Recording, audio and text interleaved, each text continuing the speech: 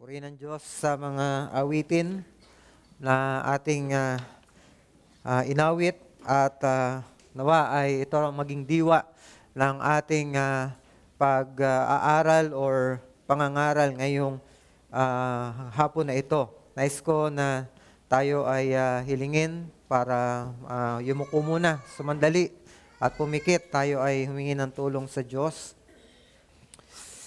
Ama naming Diyos na napakabuti sa amin na lahat ng bagay na kailangan namin simula pa ng una para kami mabuhay at magkaroon din ng second birth ay pinagkaloob niyo sa amin.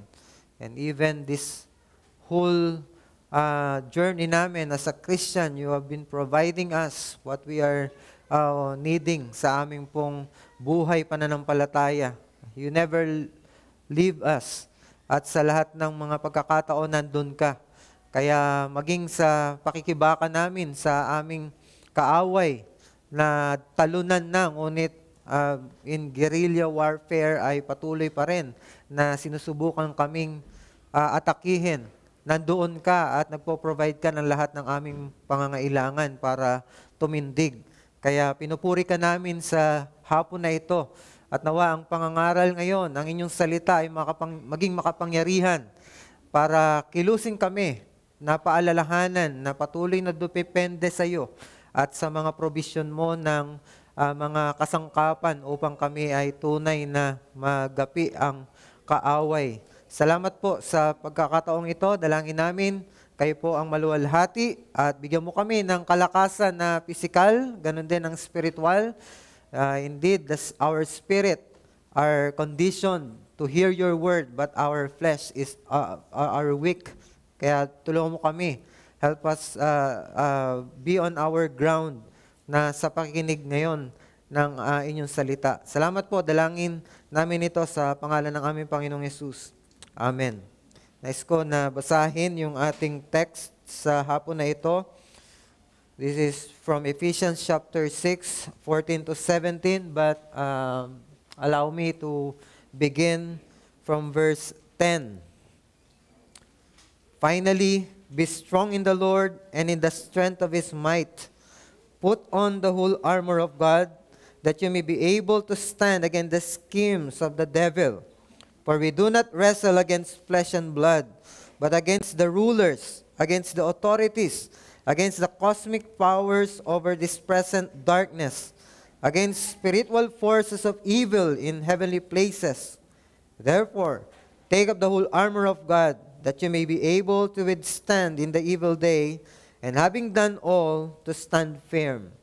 Stand therefore, having fastened on the belt of truth, and having put on the breastplate of righteousness, and as shoes for your feet, having put on the readiness given by the gospel of peace. In all circumstances, take up the shield of faith, with which you can extinguish all the flaming darts of the evil one. And take the helmet of salvation, and the sword of the Spirit, which is the word of God. So, pagpalain ng Diyos ang kanyang buhay na salita.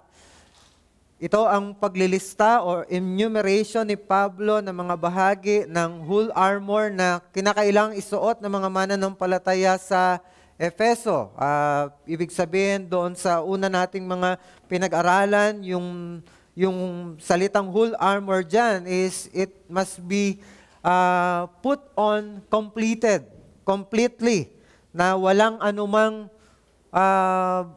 sangkap nito ang hindi mo pinaghandaan or isinuot at meron kang weak point. At dahil alam natin ang kaaway, marami siyang tactics at kayang-kaya niyang i-manipulate anumang kahinaan ang meron ka. That's why it is called the whole armor of God. You need to wear it all. So dito ay mayroong 6 na sandata na sinabi dito or baluti. May binanggit dito na belt of truth, breastplate of righteousness, shoes of the gospel of peace, shield of faith, helmet of salvation, sword of the Spirit. Matatandaan natin na sa unang preaching natin sa series na ito, December 24 ay binalaan sila ni Pablo sa severity at intensity ng labanan na mayroon sila. Paano niya ipinakita yung severity at intensity nito? By clarifying that their enemies are not like us. They are super powers. They are not feeble people in flesh and blood, but they are principalities, authorities. They have these powers over the evil world. Kaya they are so evil at hindi sila magbaback down. Marahil compared to God, they are nothing, or compared to God, they are certainly nothing, but compared sa mananampalataya, sobrang lakas nila. That's why ang utos ni Pablo sa kanila ay hindi gamitin ang sariling lakas, kundi ang sabi niya, be strong in the Lord and in the strength of His might. Yung mighty power ng Diyos, yun ang kailangan mong gawin. And then put on the whole armor of God. Ibig sabihin, this armor doesn't belong to you. It belongs to God. Upang sa ganon ay magawa nilang tumayo laban sa mga taktika ng dyablo. Upang makayanan nilang tumindig sa gitna ng mga atake ng kaaway, sinasabi lang ni Pablo dito, ang kailangan nila ay lakas na mayroon ang Diyos at yung buong armas na ipoprovide ng Diyos para sa kanila. Hindi nila kakayaning tumayo kung aasa lamang sila sa lakas na mayroon sila sa kanilang sarili. So the goal of this passage, this whole pericope from verse 10 to 20, yes, it is to be able to stand against the devil. Binanggit ito doon sa unang bahagi, doon sa verse 11, and then binanggit din yung standing sa verse 13. At dito sa opening ng ating binasa, inulit yung word na stand. At ito ay nasa imperative. This is the main verb of the whole passage. Stand firm. Therefore, stand therefore. Ibig sabihin, dito, sa utos na ito, umiikot yung final instruction ni Pablo. This is the final instruction of Paul. Ito yung pinakalundo ng lahat ng gusto niyang sabihin. It's like a general here na inuutusan niya ngayon. Iiwanan niya or matatapos na kanyang sulat. He's now like a general at kinakausap niya yung kanyang mga soldiers. We are now going to face this battle, and now this is the imperative. You stand. Stand therefore.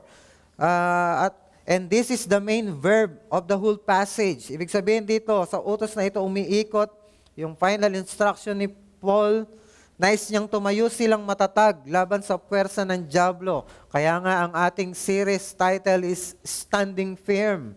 At dito, ay inisa-isa ni Pablo, dito sa pangalawang bahagi, we saw yung opening, yung introduction ni Pablo last time. Now, dito sa pangalawang bahagi, dito yung enumeration ng mga sangkap ng whole armor of God na kailangan na lang isuot upang magawa yung main imperative. To be able to stand, you need to know this armor and you need to put all of this. Itong mga pieces of armor na ito. Isa ito sa mga kilalang passage sa Bible. At marahil nakapakinig ka na rin ng preachings mula dito. At favorite din itong ituro sa mga bata. Kasi napakaganda nito na ituro na kailangan maging matatag ka, kailangan labanan mo si Satan, yung kanilang tactics, you need to wear all of it. Ngunit nakakalungkot, dahil karamihan ng preaching at pagtuturo mula dito ay na-emphasize yung human effort. Karamihan sa kanila ay napaka-zealous na turuan ang mga tao ng Diyos. Yung mga, out of their zeal, gusto nila talagang turuan ng Diyos na labanan si Satan, ngunit dahil misguided yung kanilang zeal, ay bigo silang ipakita yung tunay na pinupunto ni Pablo dito. Ang karaniwan na interpretation dito, dun sa belt of truth, it is like studying the truth or speaking the truth with integrity. Sa breastplate of righteousness, ang karamihan is acting righteously in every situation. At yung shoes of the readiness that comes from the gospel of peace ay preaching the gospel in all places and ways possible. Pero I would tell you on the next preachings natin na hindi ito tungkol sa soul winning. Ang pinaka-point dito is the peace that God is given us. That's the preparation for battle. You want to be prepared in battle, you need to arm yourself with the peace that comes from God. And that poses an ironic yun kasi you need to prepare for battle pero ang wearing mo is peace. But that's how we can stand. When you have that peace from God, you can be able to stand whatever yung mga wiles of the devil na pwedeng ibigay sa'yo. Kaya nga, ang ganitong interpretations, yung mga human side or human ability na touch ng interpretation na ito, sa text na ito ay kumukontra doon sa nais sabihin ni Pablo. Kasi bakit? These are the pieces of the whole armor of God. Ibig sabihin, it belongs to God. The whole armor of God. Hindi ito armor that belongs to you. This is not our armor, kundi armor ng Diyos na ibinibigay niya sa mga mananampalataya. Kaya nga kung tatanungin natin ang ating mga sarili, kasi mga metaphor lang itong mga belt na ito, itong shield na ito. Metaphor lang ito. Gusto lang i-describe ni Pablo dito yung spiritual warfare natin. Hindi ito talagang ganon. Kundi, we need to wear this metaphorically, pero ang tinutukoy talaga dito, yung pinapatungkulan nilang graces. Ano yon? Yung truth, yung righteousness, yung gospel of peace, yung faith, salvation, and the Spirit. Lahat ito yung pinakapatungkulan ni Pablo. And saan ang gagaling ang lahat ng ito? Itong righteousness, itong katotohanan, itong peace, itong salvation. Isn't it that all of it comes from God? Siya ang nagbibigay ng mga armor na ito. At kaya nga hindi pwede dito na ang emphasis dito yung magagawa natin kasi kung doon tayo papasa, isa manggagaling yung righteousness na manggagaling nagaling sa atin na pwedeng pumasa dito sa standing na ito. Wala. Lahat tayo babagsak.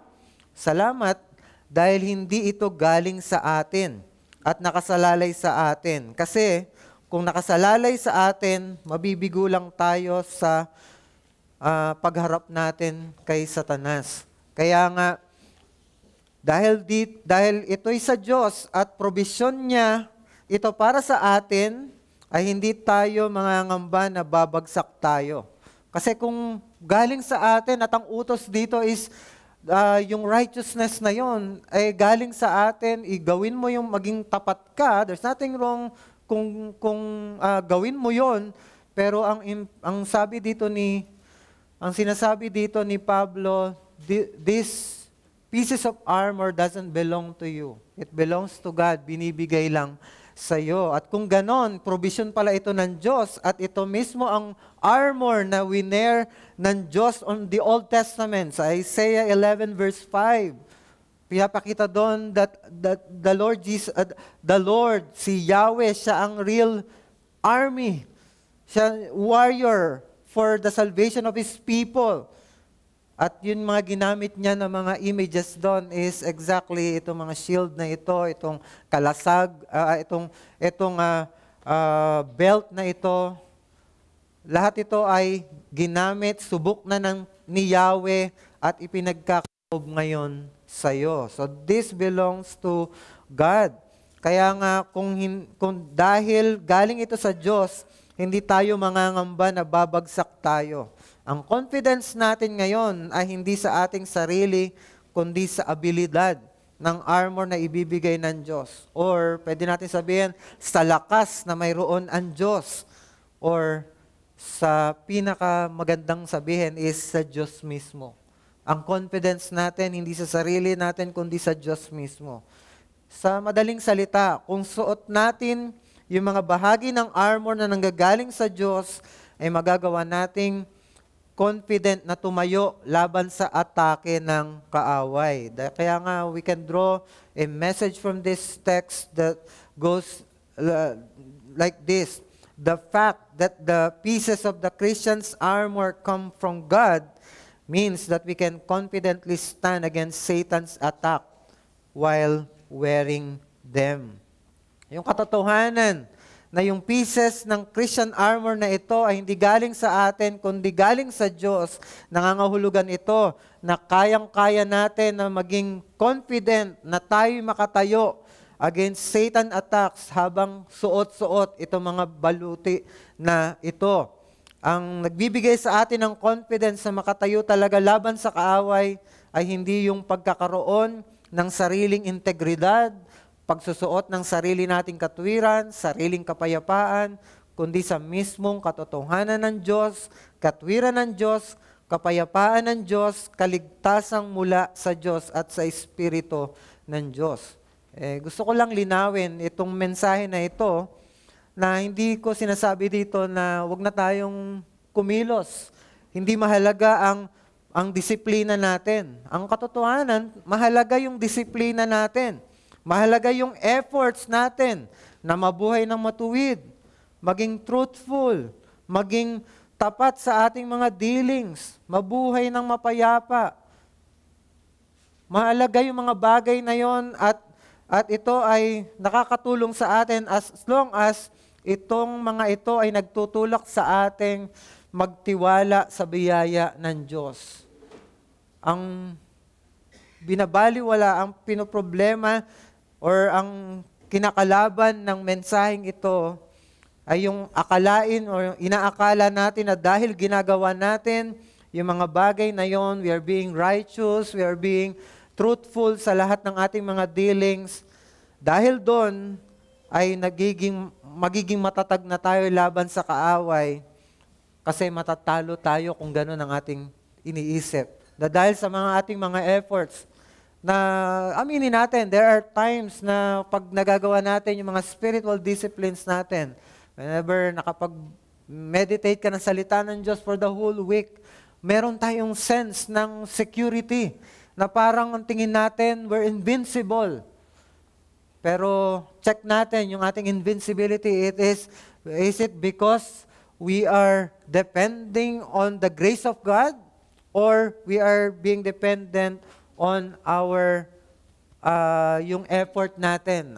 Nagawa ko ito, dati hindi ko kaya pero nagawa ko ito. That's why yung ability na yon, ito ang kayang lumaban kay Satan. Walang anumang bagay na pwedeng ibigay sa akin ni Satan ngayon. Bring it on. I'm bracing myself with my effort. Marahil di mo bino-voice out yon. Pero sa mga pagkakataong ganon, sometimes we have this confidence on ourselves. Mahirap yon. Matatalo lang tayo kapag ginawa natin yon. Kasi kapag nagtiwala tayo sa mga virtues na mayroon tayo like truthfulness, righteous living, or even yung soul winning. Bigay na natin interpretation na soul winning yon. Kahit na nakapag soul winning ka, yung mga virtues na ito ay nagiging instrumento para hindi tayo magtiwala sa biyaya ng Diyos. And ito yung gustong-gustong mangyari ni Satan. Kaya talo tayo sa kanya pag nagtitiwala tayo sa ating sariling magagawa. Kaya ang sinasabi ni Pablo dito, all of it belongs to me. Sabi ni Yahweh, sabi ng Panginoon, it belongs to me. So your confidence should be on my provision for you. Kaya patuloy na magtiwala tayo sa Diyos. At nawa, gamitin ng Diyos ang mensaheng ito para lalo tayong tumatag. At ito talaga yung magbibigay sa atin ng katatagan. Not on our ability, but on the blessings and provisions that God supplies to us. So, the question for us right now is, what are the pieces of armor that God provides that enables us to stand firm? I've tried na ilista dyan yung tatlo at least, pero para maging two-part lang ito, ngunit hindi natin kinaya, mahaba na yung ating nagagawa na mensahe mula rito. So we would be tackling yung dalawa lamang ngayon at anim ito. So let me or forgive me for having a three-part maybe ng sermon na ito. So let's have yung dalawa na ito ng mga pieces of armor na binibigay ng Diyos para tayo ay makatayo ng matatag laban sa kaaway. Una yung belt of truth, and number 2, yung breastplate of righteousness. So, tingnan natin yung una, belt of truth. Doon sa verse 14, sinabi doon, stand firm, therefore, having fastened on the belt of truth. Yung metaphor for belt or girding the loins, sa ibang salita, ay pagbigkis ito ng baywang. These are often used in the Bible as a preparatory action to work, race, o kaya yung fighting a battle. Lahat sa kanila, mag-work ka, sa kanila ay ikaw ay athlete, at yung athlete mo maybe yung hindi yung katulad nung yung walang saplot, pero kung magtatakbo ka at mahaba ang iyong damit, kailangan mo ng bigkis. So, may mga commentators ang nagsasabi na kinuha ni Pablo yung image ng armor na ito sa suot ng mga Roman armies dahil nung sinusulat niya ito ay nasa house arrest siya at nagpapalit-palit yung mga Praetorian guards, Roman soldier na nagbabantay sa kanya at nakatali, nakabound sa kanya. So, ganun ang setup niya. And habang nakikita niya yon, ang sabi ng mga commentators, ay nakikita niya yung images, yung mga baluti. At hindi tayo sigurado kung doon talaga nakuha yon. Pero sa ancient na mga tao, mga soldiers, ganito talaga ang mga suot, karaniwan. Na siguro nakita nyo na yung picture or movies ng ancient Roman army na para silang nakapalda, di ba? Para silang nakapalda, pero actually ay tunic yon. Mula yun sa balikat, panloob yon na damit. At supposed to be tunic, mahaba na hanggang paa, pero dahil soldier sila, they needed to cut it sa knee, hanggang knee. So parang palda, parang skirt, pero actually yun talaga ang damit nung panahon na yon, na tunic talaga hanggang paa. Pero soldier nga kailangan na hanggang tuhod lang. So wag natin isipin kumbaga parang wag natin isipin na sila ay mga on the perspective ng panahon natin ngayon. Pero dahil robe yon, maluwag yon at pwedeng sagabal sa movement, kaya bago sila lumaban, binibigkisan nila ang kanilang bewang ng girdle or belt. So, at sa ancient times, yung pagbibigkis ng bewang ay paghahanda sa isang aksyon. Kasi yung belt ay nagtatali sa tunic upang maiwasan yung sagabal sa kanilang gagawin. Lalo na sa pakikipaglaban. So, kapag nagbe-belt ang mga tao nung panahon ng Biblia, ay nagpapahiwatig ito na handa na siyang gumawa ng isang bagay na mahalaga. So, sa wisdom ni Pablo ay inunan niya itong image ng belt to signify yung readiness for battle. Preparedness or preparing for battle. Ito ang unang depensa ng tao ng Diyos laban sa atake ng kaaway. Ang tanong is, ano itong belt na ito na kailangang isuot bilang paghahanda sa labanan? Sinabi niya yung belt of truth. Yung of dyan is instrumental dative. Ibig sabihin, nagsasaad lang ito kung ano yung ipangbibigkis ng mananampalataya. Ano yung belt na yan? Ano yung pangbibigkis ng mananampalataya bilang paghahanda? And that is the truth, yung katotohanan. And what is the truth? This is the basic idea of reality that is reliable and trustworthy as opposed to that which is false. This is the truth that comes from God. So, ang sinasabi ni Pablo dito, ang unang sandata ng mananampalataya upang maghanda sa atake ni Satanas ay katotohanan na nanggagaling sa Diyos. And that's the point. In order to stand against the wiles of the devil, we must be girded up with the truth that comes from God. Kinakailangan tayong mabigkisan ng katotohanan. At ito yung ating paghahanda sa onslaught ng ating kaaway. Upang makatayo laban sa gawa ng demonyo, kinakailangan tayong mabigkisan ng katotohanan na nanggagaling sa Diyos. Ang truth na ito, yung realidad ng buhay. Ito yung nag-e-explain ng lahat ng bagay na pwede mong sandalan. Mahalaga yung katotohanan. Bakit kailangan mong bigkisan ng sarili mo ng katotohanan na ito? Bakit? Kasi ito ang numero unong taktika, numero unong taktika ng kaaway ay kasinungalingan. Lies. Diba? Sa John 8:44, Jesus is speaking sa mga Pharisees na sumusubok sa kanyang otoridad at hindi naniniwala sa kanya. They are unsaved, kaya ang sabi ni Kristo sa kanila, you are of your father the devil, and your will is to do your father's desires. He was a murderer from the beginning and does not stand in truth. Bakit siya hindi tumatayo sa katotohanan? Because there is no truth in him. Walang katotohanan sa kanya. When he lies, he speak out of his own character. Ang character niya talaga mandaraya.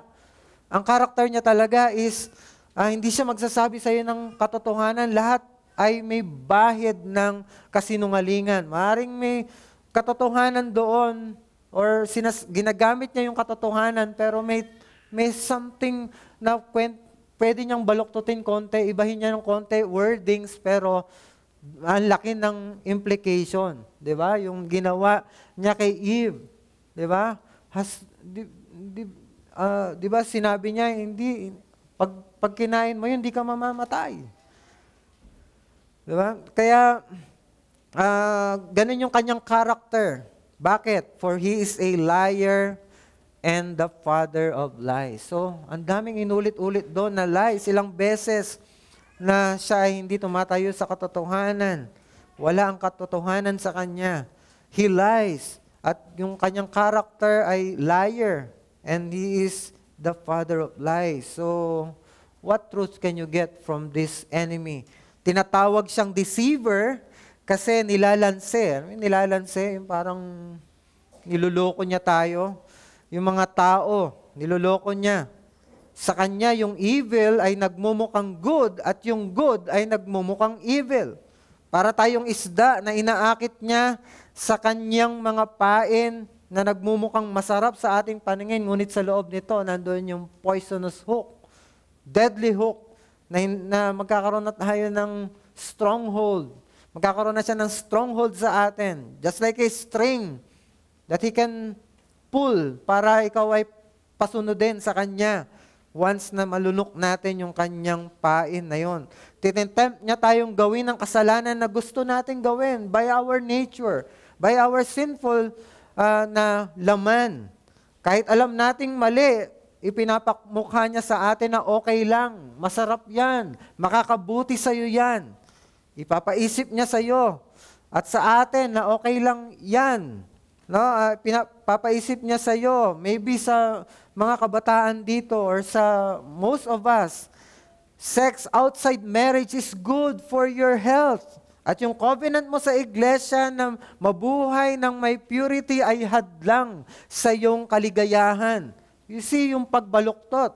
And pwede na, hindi mo na, kumbaga, indirectly, hindi mo na iisip ito, pero by the way na kumikilos ka, nagkakaroon ka ng ganong kaisipan, it is because nabubuyo ka nung mga ganong prinsipyo ng kaaway. Kaya napakahalaga na bigkisan mo ang sarili mo ng katotohanan.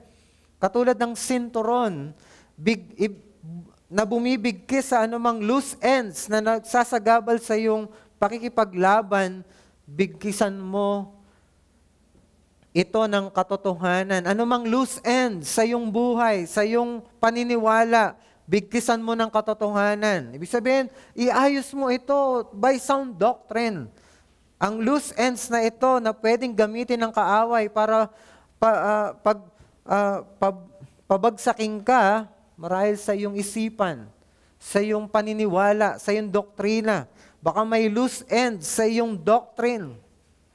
Ayusin mo yan sa pamamagitan ng sound doctrine kasi kung hindi, yan ang magpapahirap sa iyong pagtayo. Diyan ka titirahin ng kaaway. Paglalaruan niya, yung loose end na yan.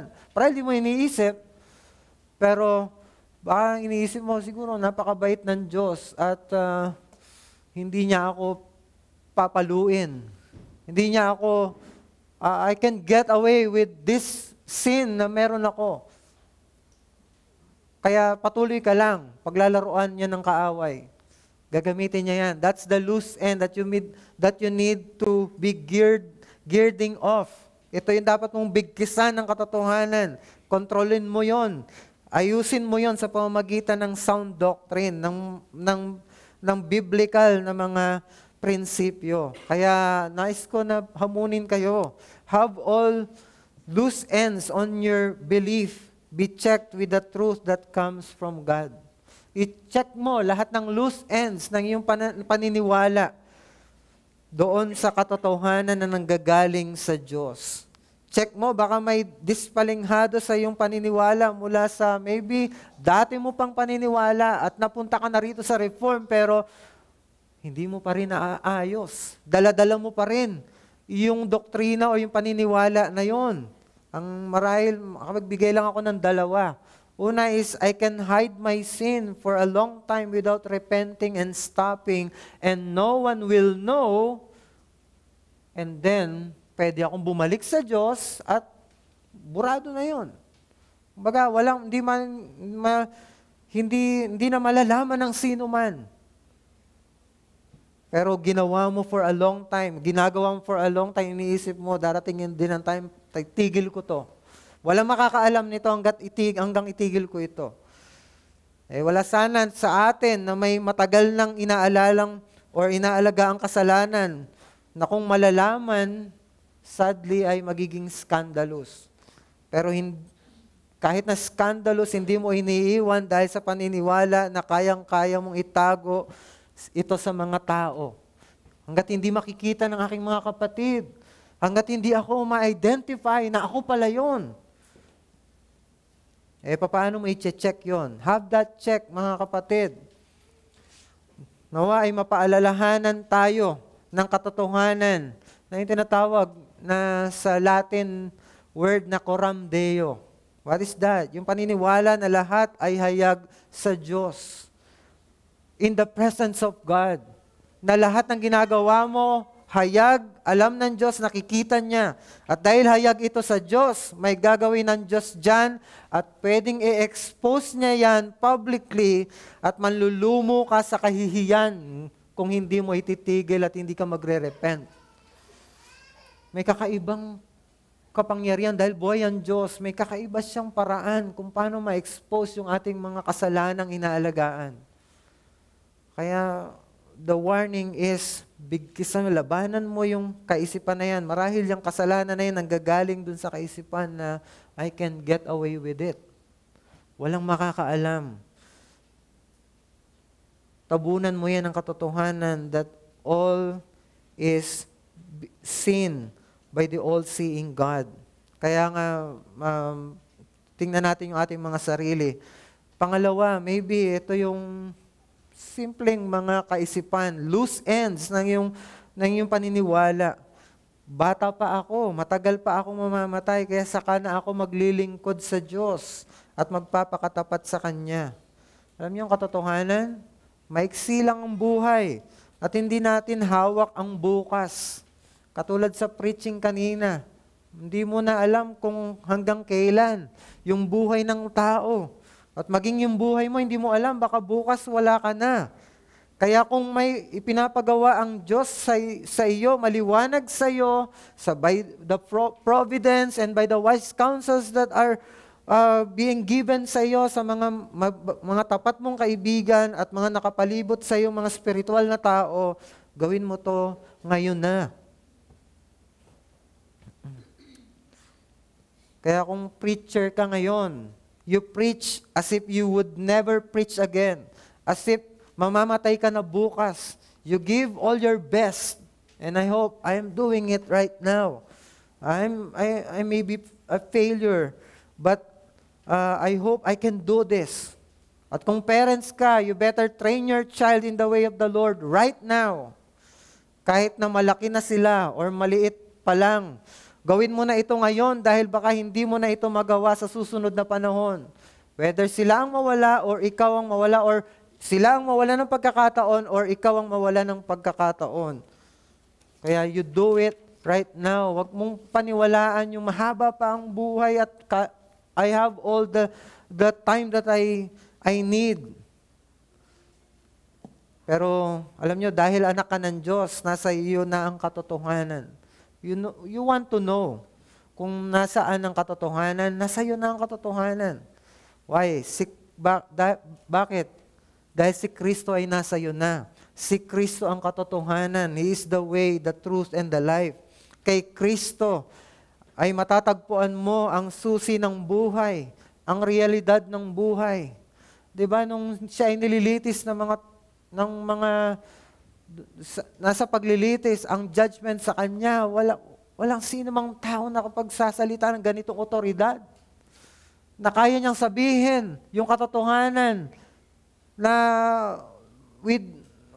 walang pagtatago. Nasa kanya yung totoo. Siya yung nasa kanya yung realidad ng buhay. Sa kanya nakatago or nakabangko. Hindi nakatago na parang ikinukuble, kundi nakabangko sa kanya ang lahat ng kayamanan, ng karunungan at kaalaman na pwedeng malaman ng sinumang tao para sa buhay na walang hanggan at sa eternal na mga bagay. Yung buhay niya ay ayon sa katotohanan. Yung salita ni Kristo ay pawang katotohanan. At siya rin ang nagbigay ng totoong paraan para maligtas ang tao. And that is the way of conquering death by dying himself. By himself experiencing death on our behalf. That is the only true means of salvation. Yan lang ang paraan para maligtas ka at ginawa yan ng ating Panginoong Jesucristo. Hindi niya ginawa yung mekos-mekos at hocus-pocus para ikaw ay maligtas. The only way, yan ang ginawa niya. He suffered death for you.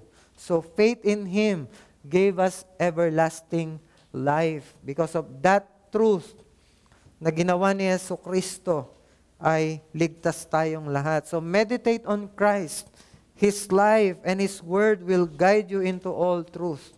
Kaya kung wala ka pa kay Kristo, maybe bisita ka namin dito, hindi ka pa sigurado kung ikaw ay na kay Kristo o wala.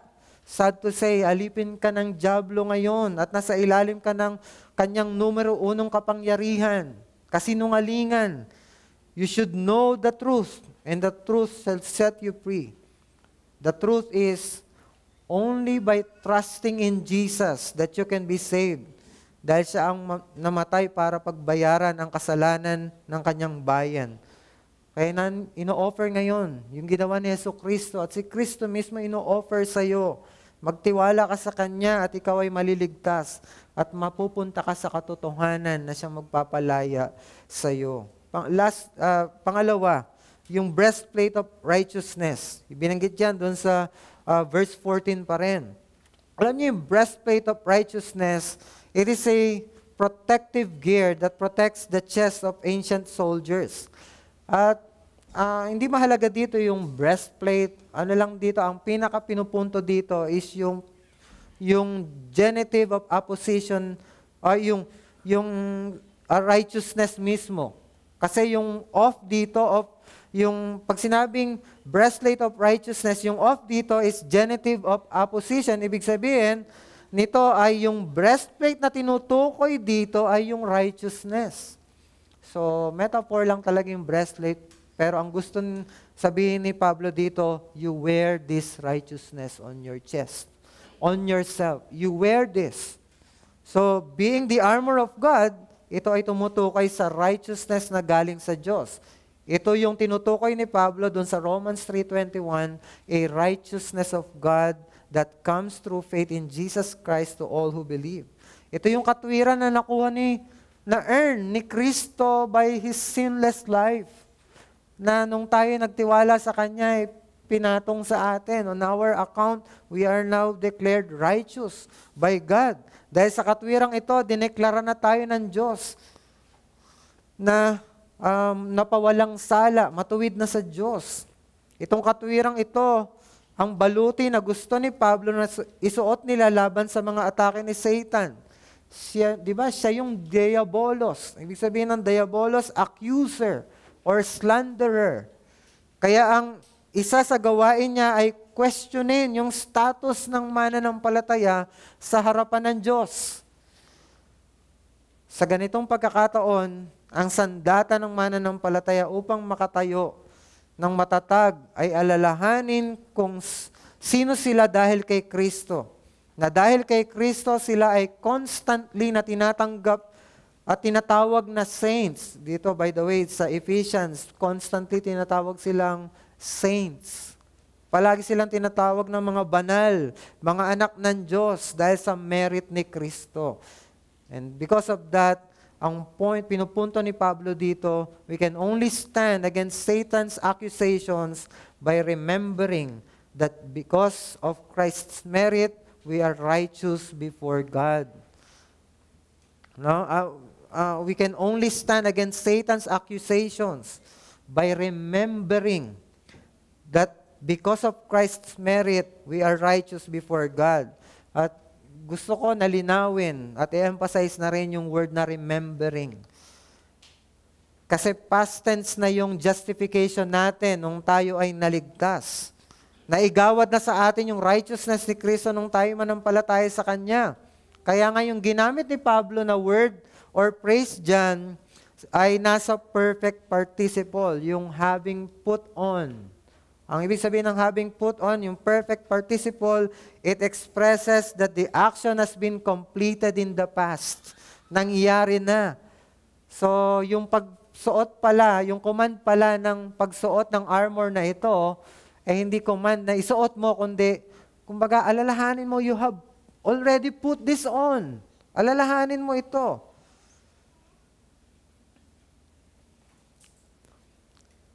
It expresses that the action has been completed in the past. Kaya para makayanan natin ang accusations ni Satan, kailangang maalala natin kung sino tayo dahil kay Kristo. And that is none other than we are righteous. We are righteous already.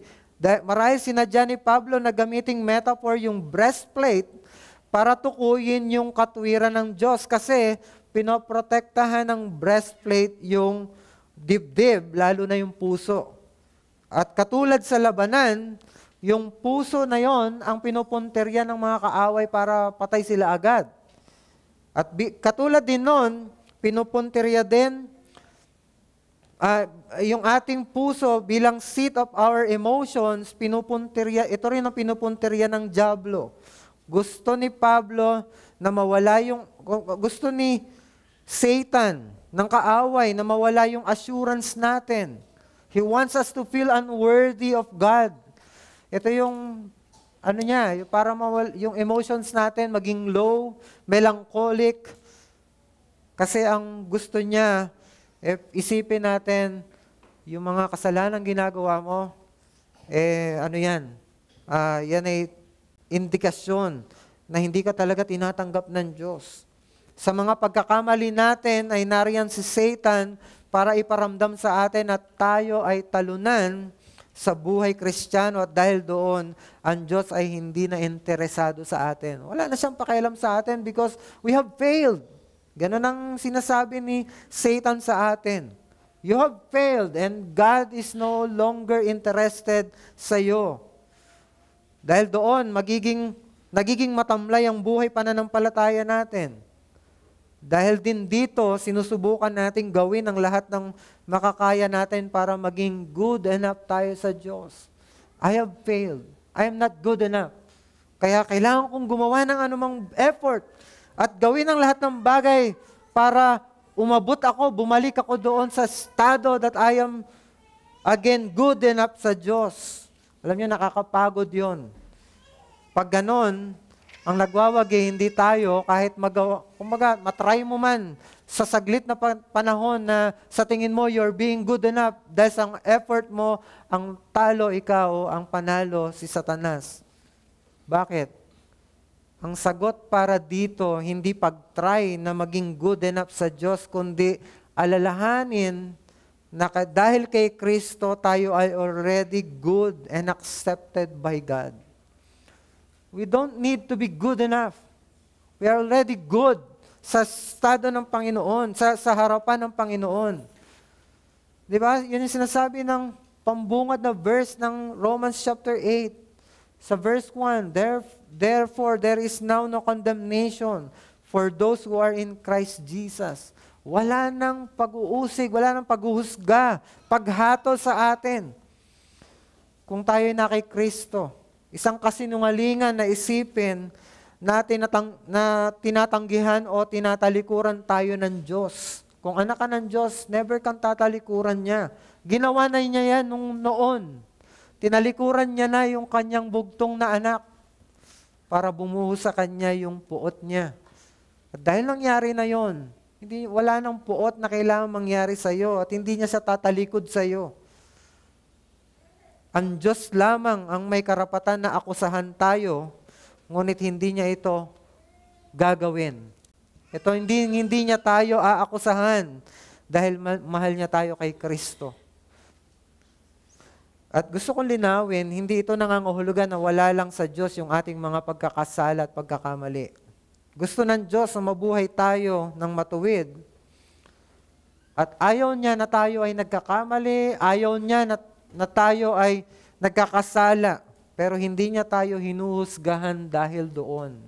Bagkus, dinidil niya tayo bilang ating Ama, not as a judge, but as a Father, na dinidisiplina tayo out of love. Ganun ang ginagawa ng Diyos. Hindi siya berdugo, hindi siya hurado, husgado na ididil tayo sa ating mga pagkakasala, kundi isang Ama na dinidisiplina tayo at mag-yield yon ng magandang bagay sa atin. Kahit na pinapalo ka ng Diyos, ang yielding niyan, ang product niyan is something good for you. Kaya ganito yung experience ni Pablo. Marahil nakaranas na rin siya ng mga bouts ng pag-aakusa ni Satan sa kanya dahil sa nakaraan niyang buhay. Marahil nakaka-encounter siya ng mga tao na kilala siya dati, di ba? Ikaw ang manguusig ng iglesia. Di ba? Ganito yung ginawa mo. Marahil mga member ng iglesia ay nakita siya na dati ay mismong naging biktima niya, na pinahirapan niya, napakulong niya. Nagkita sila. Marahil may ganung mga senaryo sa kanya at marahil siya mismo ay binabalikan ng mga alaala na yon. Yung mga bouts ng mga pag-aakusa ni Satan na yon. Katulad doon sa testimony niya, doon sa 1 Corinthians 15.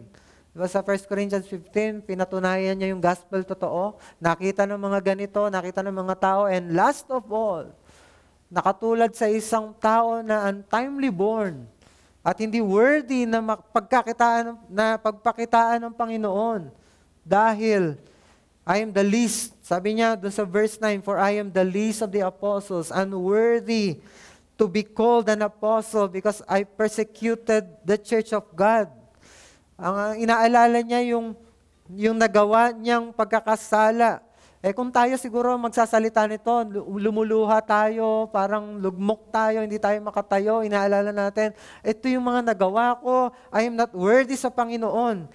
But, sinabi ni Pablo sa verse 10, hindi ganon ang ginawa, hindi siya nagpadaig sa kanyang nararamdaman sa verse 10, but by the grace of God, I am what I am. Sinasabi niya, hindi ako nakatayo sa sarili kong katwiran, nakatayo ako dahil sa biyaya ng Diyos, dahil sa katwiran ni Kristo, accepted na ako dahil sa biyaya at na-covered na ako ng katwiran ni Kristo. And all the more, mas nagsumigasig pa ako sa iba pa mga apostol. I have been doing it, but this is not my own doing. This is the grace of God. You see, yun yung testimony ni Pablo na imbes na madaig siya ng mga bouts ni Satan marahil sa kanya is lalo siyang nagsumiksik at nagpakatatag doon sa biyaya ng Diyos. So I want to challenge tayong lahat. In every failure, don't be discouraged. Instead, learn to overcome that failure by resting on the right standing you have in Christ. Lahat tayo nagkakamali. Si Pablo nagkamali. Alam din ni Jesus, magkakamali ka. Ang buhay natin ay magiging buhay ng struggle at puno ng up and down na mga experiences. And all of that, alam na ng Diyos. Diba? Declared na yan sa Diyos from the beginning up to the end. Alam niya yung mangyayari. So alam niya kung ano mangyayari sa iyo in the future. Magkakamali ka. Subalit, maaring bumagsak tayo sa labanan paminsan-minsan. O kaya sa future, bumagsak ka. Subalit, napagtagumpayan na ni Jesus ang labanan. At dahil napagtagumpayan na yon ni Kristo, hindi tayo dapat ma-discourage dahil alam natin na sa huli, tayo din ay magwawagi. Di ba? We will sing the victor's song at last because our Christus victor have already provided that victory for us. He has secured that for us. Dahil palagi tayong tatanggapin ng Diyos sa tuwing tayo ay lalapit sa Kanya. Yun ang katotohanan. Katulad sa preaching kanina, na mas gusto ng Diyos na magpatawad. Mas gusto ng Diyos na wag maghiganti. Mas gusto ng Diyos na maging maayos ang kapayapaan para sa iyo, hindi laging pagpaparusa. Kaya lagi tayong tatanggapin ng Diyos kung tayo lalapit sa Kanya at hihingi ng tawad. Dahil hindi tayo kailanman maaagaw ng sino man sa kamay ng Diyos. So kung tingin mo, talunan ka ngayon, ang advice ko sa iyo, bumangon ka sa pag-asa na matuwid ka na sa harapan ng Diyos. What are you doing? What are you doing there? Katulad sa still small voice ni Yahweh kay Elijah. Ba't ka nandito, Elijah? Ba't nandiyan ka? You're not living according sa righteousness na ibinigay ko sa iyo. You go now and go back on the right path. Sa right path na dapat mong lakaran, it is because your right standing is righteousness ni Kristo. You are righteous before God. So, mabuhay ka ngayon ayon sa katwiran mo kay Kristo. Alam niyo, si Robert Robinson, siya yung kumanta ng inaawit natin na Come Thou Fount of Every Blessings. Doon sa kanyang buhay pananampalataya, nagkaroon siya ng series ng backslidings at namuhay siya ng mas worldly na lifestyle. Bumalik siya doon sa dati niyang buhay. Pero eventually, sa kanyang testimony, nakabalik siyang muli. At maraming hindi alam kung ano talaga yung, hindi ma-pinpoint ano yung turning point. Hindi sure kung ano yung nagtulak sa kanya para makabalik at gamiting muli mightily sa gawain ng Diyos. Pero merong isang patotoo, merong isang account sa history niya na during sa kanyang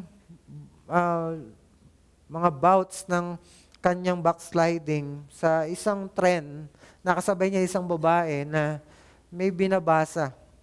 Diba yung trend noon, unang panahon, harapan, yung upuan. May binabasa ito. At ang binabasa niya, yung hymn niya na Come Thou Fount of Every Blessing.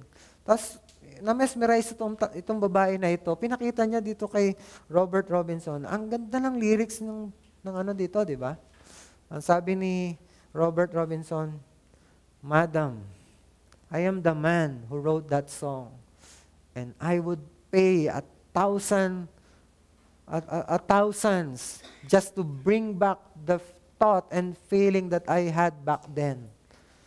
Alam mo yung sinabi ng babae, Sir, the streams of mercy are still flowing. Balik ka lang. At marami ang nagsasabi, doon na yung turning point. We don't know yung turning point, but those series of doubts may come to the believer, may come to you, may come to me. But we can always find our way back to deep and meaningful relationship with God because we are His, and the mercies of God still flows. It is really new every morning. At ngayon pa lang, pwede kang bumalik sa Kanya if you are having this spiritual backsliding. So, nawa ay makita natin ito, that we can always stand again back into your post na naiwan mo because nagapi ka. Pwede kang tumayo ulit and you can stand on right footing at matatag ka, you rest in that right standing you have in Christ. So as a conclusion, you can only be strong in the Lord because it is in the Lord or in Christ that we find both truth and righteousness. Mapapansin nyo yung pieces of armor na yan. It points to the Lord Jesus Christ. Ito yung mga katangian ng Panginoong Jesucristo. So, tayo manalangin. Lord, we are grateful. Tulungan mo kami na i-apply ang aming narinig at nawa ay gawin mo kaming tao mo na tunay na makakasunod sa iniutos mo sa amin to stand strong. At magagawa namin ito if we are depending on the truth na meron ka at yung katwiran na ibinagawad mo sa amin. Salamat po, dalangin namin ito sa pangalan ni Jesus. Amen.